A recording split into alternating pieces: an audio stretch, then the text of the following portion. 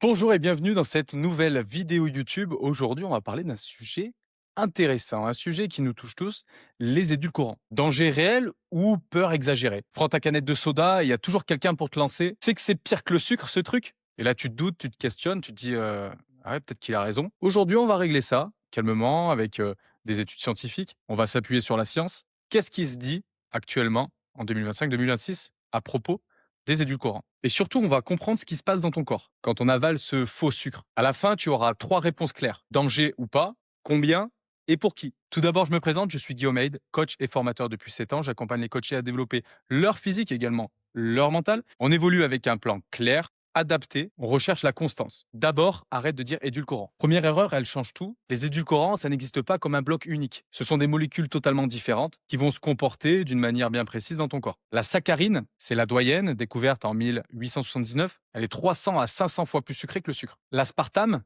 200 fois plus sucré que le sucre, est le seul réellement digéré, comme une protéine en acide aminé. Le sucralose, 600 fois plus sucré, est fabriqué à partir du sucre, mais ton intestin ne l'absorbe quasiment pas. Il traverse et finit dans ton côlon presque intact. Retiens bien ce détail, on va y revenir, c'est la clé de ce débat. L'acésulfame K, 200 fois plus sucré, sert surtout à arrondir le goût des autres. La stevia, 200 à 300 fois plus sucrée, extraite d'une plante, mais naturelle, ne dit rien de ce que fait une molécule dans ton corps. Donc on raisonne molécule par molécule et jamais par bloc. La dose, ça va être ton outil anti-panique. Avant même de parler danger, on va retenir une chose, la dose. La dose journalière admissible est fixée avec une marge de sécurité de 100 fois sous le premier seuil, où on observe le moindre effet. Concrètement, pour l'aspartame, un homme de 70 kg devrait boire entre 9 et 14 canettes de soda light par jour, tous les jours, toute sa vie, pour juste atteindre la limite. 1 à 3 produits par jour te met dans une zone de sécurité énorme. Donc quand on te dit c'est toxique, la seule vraie question c'est à quelle dose? Et comme on dit toujours, c'est la dose qui fait le poison. L'insuline, ce qui se passe vraiment sur ta langue. Premier grand argument,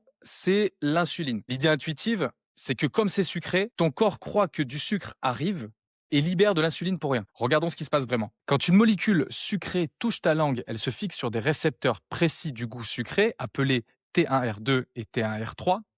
Ces récepteurs envoient un signal et via le nerf vague, ton corps peut anticiper l'arrivée d'un repas. C'est la phase céphalique.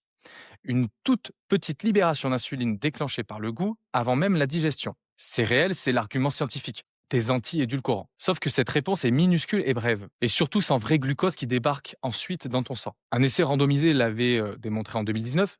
On a comparé avec des gens avec un poids normal et des personnes en surpoids. Le simple goût du sucralose contre son ingestion réelle lors d'un test de tolérance au glucose. Le goût seul ne produisait aucune réponse insulinique ni glycémique cliniquement pertinente. Donc conclusion, ton soda zéro, il ne déclenche pas un pic d'insuline, comme un vrai soda avec du sucre. Ça, c'est la moyenne, elle est rassurante. Maintenant, on va parler du microbiote, le vrai terrain du débat. Il y a une nuance moderne et c'est là que le débat devient intéressant. Souviens-toi, le sucralose n'est pas absorbé, presque pas.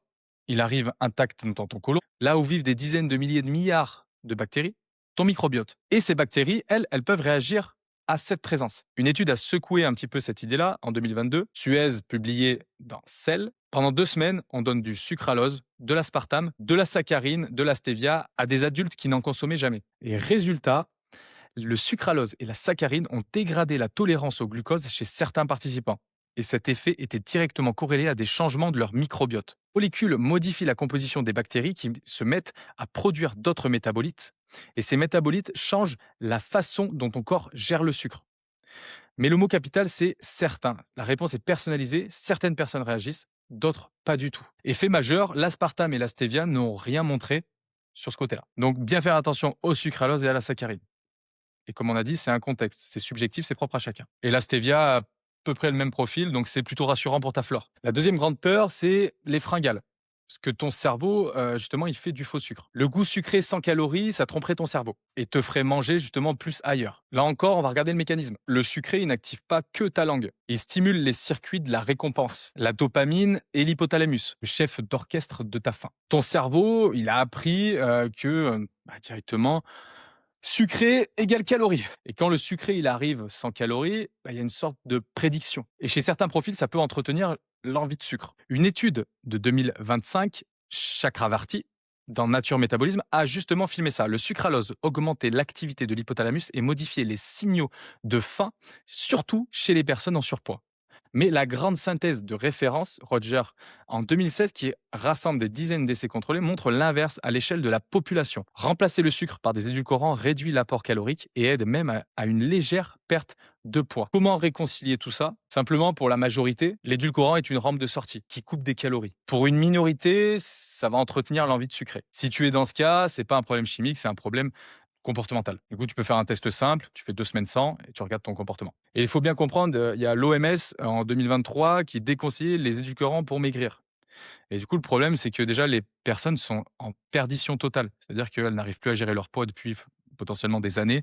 Elles vont se dire: «Ah tiens, je vais boire, ou manger des produits, light», mais au final, tout ce qu'il y a derrière, la dépense énergétique, les apports, dans les autres repas ne sont pas cohérents, et du coup, le sommeil n'est pas bon, la récupération n'est pas, carrée, n'est pas organisée autour et forcément que les personnes après, ben, elles lâchent ou elles craquent ou voilà. Donc il faut bien faire attention à ça. Également, on a associé l'aspartame au cancer. Ça, c'est le sujet qui, fait le plus peur. En juillet 2023, l'agence cancer de l'OMS a placé l'aspartame en groupe 2B, peut être cancérogène. Je vais t'expliquer concrètement ce que c'est. Cette agence, elle mesure pas le risque à la dose. Elle mesure le danger qui existe. Et danger et risque, ce sont 2 choses différentes. Le danger, c'est est-ce que ça peut causer un cancer? Le risque, c'est à ta dose réelle, dans ta vie, quelle probabilité tu as, la possibilité d'avoir un cancer. Et le groupe 2B, ça veut dire preuve limitée. Dans la même catégorie, tu trouves l'aloe vera et les ondes téléphoniques. Et pourtant, personne ne va te dire de jeter ton smartphone. Mais ça, c'est un autre débat encore.